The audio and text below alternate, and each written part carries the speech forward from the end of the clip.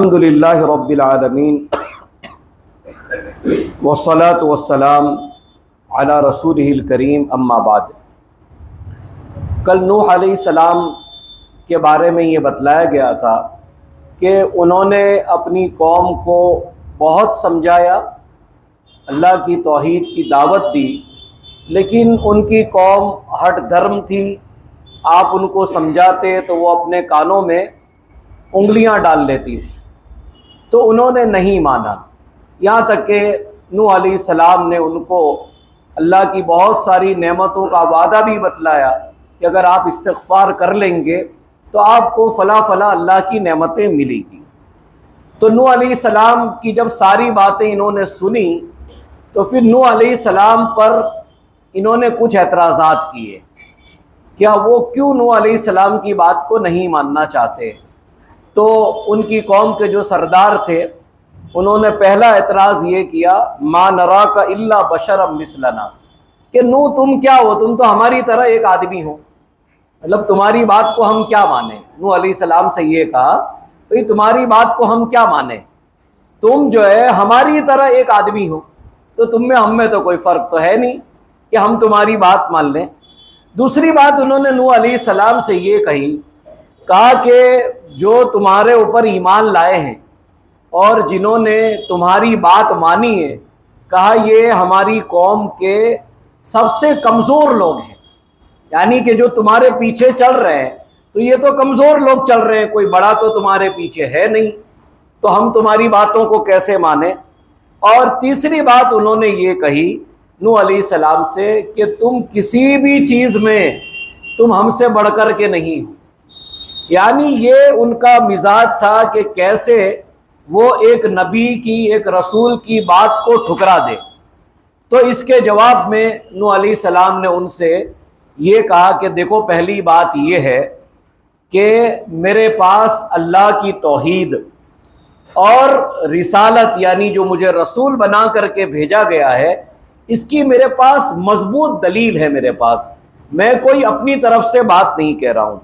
دوسری بات ان سے نوح علیہ السلام نے یہ کہی کہ وَيَا قَوْمِ لَا أَسْأَلُكُمْ عَلَيْهِ مَالًا، اور دوسرا یہ کہ بھائی میں تم کو جو تبلیغ کر رہا ہوں، دین سکھا رہا ہوں، اس پر میں کوئی پیسہ نہیں مانگ رہا ہوں، یعنی تم یہ مت سمجھ لینا کہ میں نبوت کو بہانہ بنا رہا ہوں پیسہ کمانے کا۔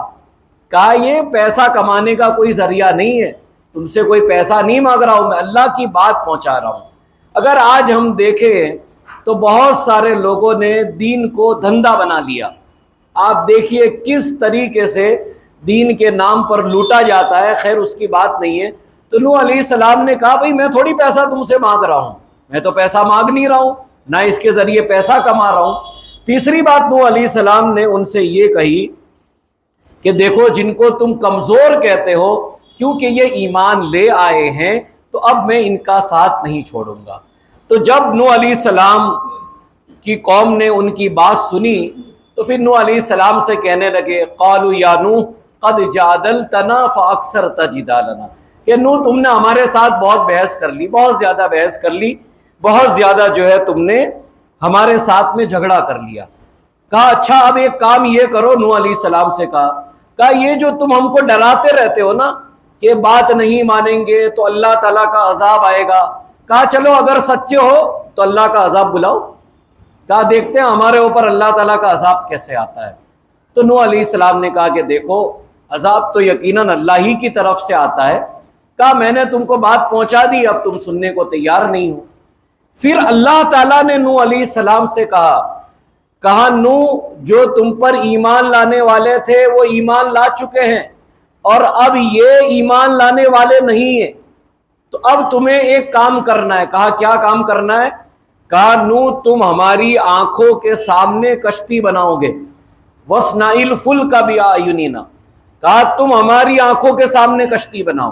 ایک بات یہ بھی پتہ چلی کہ اللہ تعالیٰ کی آنکھیں بھی ہے، اس کو ماننا چاہیے، لیکن آنکھیں کیسی ہے یہ ہم نہیں بیان کریں گے، بس ایمان ہے ہمارا کہ اللہ کی آنکھیں۔ کہا ہماری آنکھوں کے سامنے نوح کشتی بنانا، اِنَّهُمْ مُغْرَقُونَ، کہا یہ سب ڈبو دیے جائیں گے۔ کہا یہ ان کو جو بہت ہے اپنے آپ میں گھمنڈ غرور کر رہے، کہا سب کو جو ہے ہم ڈبو دیں گے۔ اس کے بعد نوح علیہ السلام نے کشتی بنانا چالو کر دی. اب یہ وہاں سے جاتے تو ان کا مذاق اڑاتے.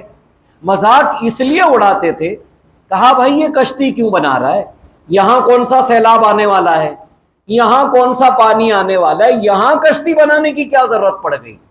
لیکن اللہ کا حکم تھا, کہا نہیں نوح, جب وقت آئے گا ان کے اوپر عذاب آئے گا, یہ سب ڈبوئے جائیں گے. تو نوح علیہ السلام جو ہے ان کا مذاق سہتے رہے, وہ مذاق کرتے رہے, لیکن نوح علیہ السلام جو ہے کشتی بناتے رہے.